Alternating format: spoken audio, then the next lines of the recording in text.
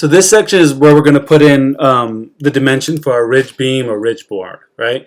So the first thing we decide is it going to be vaulted or not, right? So if it's vaulted, click this box right here, and then select, and that's going to mean it's going to be a ridge beam, not a ridge board.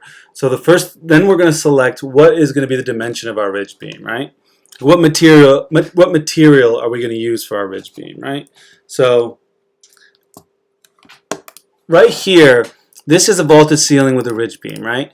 And so this, a lot of times you'll use LVLs, right? So this looks like there's 4 LVLs right here, and that's going to make up our ridge beam. So select what you're going to make your ridge beam out of. Let's say they're 2x12 LVLs, and then we're going to put the number of members in the ridge board or ridge beam, right?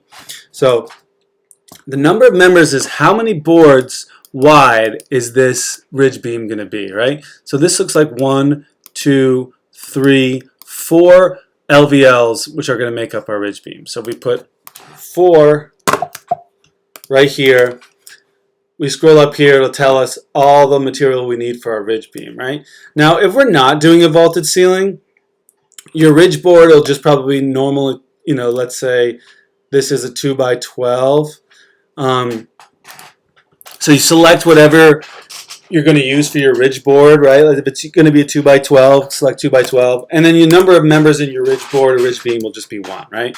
And that's just because we're going to have one board right here that is going to be catching our rafters, right? So that's that.